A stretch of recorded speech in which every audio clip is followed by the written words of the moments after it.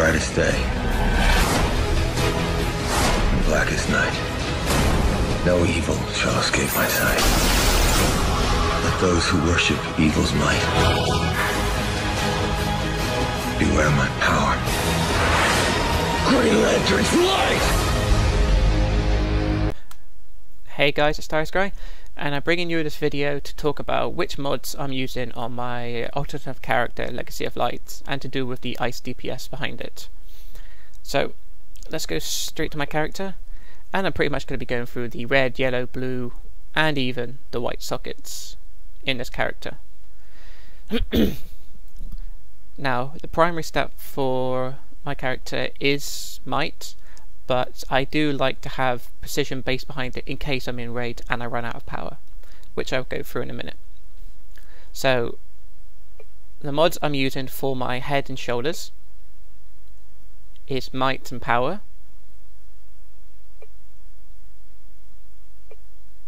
and the ones I'm using for my chest and legs is might and health.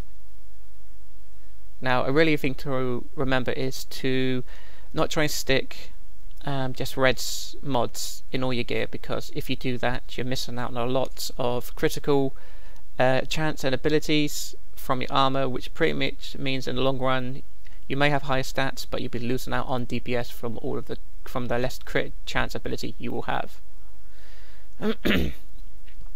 So, and in the red sockets, I'm really not too much a fan of pure might builds, just to do the main fact that you're solely relying on your skills to do the damage, and if you're out of power in solo content or even in raids, then you're pretty much, if you're left to use damage from your weapon, you're going to have really low precision, so your damage is going to be lacking. So it's always trying good just to have some extra precision.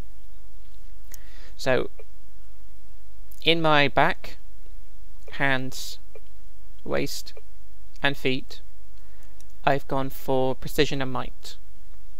Now, as I said earlier, this is pretty much the main reason behind this, is to do with the fact that I just don't like full might builds. I like to have the precision, so in between my skills I can use my weapon just so I can get that extra higher amount of damage, and particularly if I'm out of power, then I have a nice precision to back up the damage for that time period. Plus, I'll go through another reason why I like to have extra precision for, because I can sacrifice some might to do with a mod I get in my neck from the white socket. So, also in my legendary rings, I'm using precision and might as well, so I can just get that little bit extra more precision as well. And currently at the moment, my character is all T4, BD weapon, legendary rings, and I'm using a neck from a solo instance, which I will go through in a minute why. And just for those people that are curious, my stats with all of that current gear, might is 2054, and my precision is 800. Sorry, I wish 800. 589. So now let's move on to the white mods, and in my weapon I have, well, pretty much I have the same mod in all my weapons. I use one-handed for melee, brawler and rifle for range. So in my one-handed, brawler and rifle, I'll be pretty much using the blast adapter 4, which pretty much, just as it says, weapons attacks have a chance to blast your target and 5 other nearby enemies for additional damage. You can pretty much, this effect can occur once every 60 seconds. So it's just a nice mod to have, just to get that extra bit of AoE damage.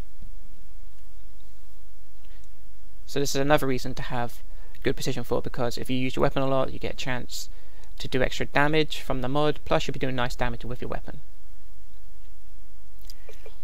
Okay, now the white mod in my neck. Now this is a really good mod.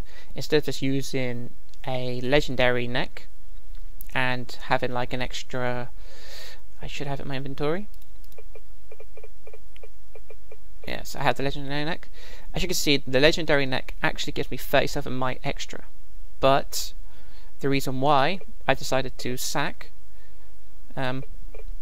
37 might is because the mod for the neck which is called Escalated Might, will literally let me to gain over 200 extra might. So I lose 37 from my neck, but I gain over 200 might just from using this white mod. So it's well worth the sacrifice. So pretty much what this mod does is we increase my might by 87 for 8 seconds each time I use a harmful superpower. This effect can stack up to 3 times. It literally just means every time you use a power from your loadout, because it's harmful to the enemy, like, I don't know, since it's ice, Wintry Tempest, Arctic Gust, Impaling Ice, anything like that really. And that will stack up, and since you'll be using your powers quite frequently, you're always going to have the extra 200 might. So in the long run, this mod with this neck, which I get from the T4 solo content, is well worth it. Now the mod for the back, I use the Berserker mod. This damage will increase my output for an additional 30% for my HP drops below 35%. Now it doesn't matter if you want to miss it or not, every DPS's HP will drop below 35% at some point to do with all the spike damage, or if you want to call it burst damage, in the game. For like some ads will turn around and just suddenly hit you and you've taken like 2000 damage. Or you're in Battleground and you've been hit one of the big balls and you've taken another few K damage. So then your HP would have dropped below 35%, and in a couple of seconds you would have got that 30% extra boost, and your skills or weapon skill, whatever you're using at the time, we just done that lot bit more damage. So this is a really good mod to have in, because whether you admit it or not, every DPS's HP does drop below 35% quite frequently. But the healers, if the healers heal us quite frequently, we just don't notice it.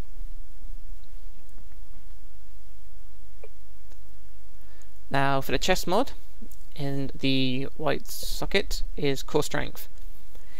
Now pretty much with what's nice it goes, gains an additional 10% bonus when switching to control or damage roll, suffer no damage penalty when switching to healer and tank roll.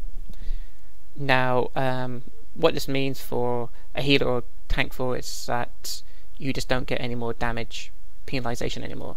But if you're in tank roll, healer roll, you used to get a 25% damage reduction. With Core Strength you don't get that anymore, you get all of the 100%. So you get no restrictions.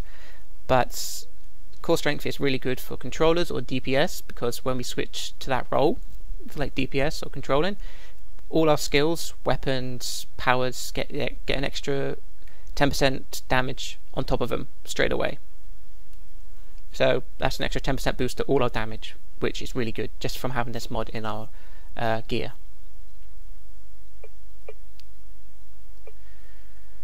Okay, I'll go to that one afterwards. Okay, now to the feet. Now in the feet, I use, since I'm super speed, I use the mod Inertial Innovation, and this mod just literally allows me to get 6% of my current power pool, and by the power pool I mean the stat here. So this mod will allow me to get 6% of that power back every 15 seconds just from using Inertial Flywheel, or simply the double jump function. Yeah, the double jump function. I couldn't say jump properly then. So that's a good mod to have for DPS, just so I can get some of my own power coming back into me. But if you're not super speed, the other one I recommend is Deadly Block. Surely fact for those to do with the mechanics in this game, you always quite frequently have to block or block break stuff. So if you want to do some extra damage, then Deadly Block will pretty much give it to that though, because if you do a block counter, so basically if someone's attacking you and you block and they fall flat on their ass, they're going to take an extra 25% damage just from whatever your position is. So this is another good reason to have some good precision behind it if you want to use this mod. Just from in PvE content, we sometimes quite have to frequently block. Someone attacks us, we block them, they take some damage. So this is another good mod to use. Personally, I would be using this mod if I didn't like getting some power coming into me too much. So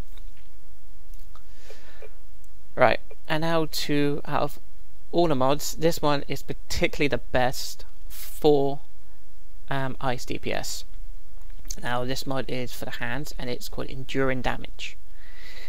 The 60% damage bonus gained by using abilities with an activation time will persist and is not overwritten by lesser damage bonuses for a minimum of 20 seconds. Simply put, this means when we use Frost Blast, we get a 60% damage modifier, and when particularly normally we would use another skill afterwards, that 60% damage modifier would get overridden by, say if we used Ice Bash, so then it would be a 40% damage modifier. But this is where this mod kicks in and stands out. We don't lose the 60% damage modifier. We use Frost Blast, and as the mod says, for a minimum of 20 seconds we have a 60% damage modifier, even when using other powers like Ice Bash, Wintry Tempest, anything like that. All those other skills will benefit from having a 60% damage modifier, which means all our other skills are going to get that extra more damage. And to be honest, having a 60% damage modifier running most of the time is quite insane, because we are frequently going to be using Frost Blast in this loadout. Well, in my range loadout anyway.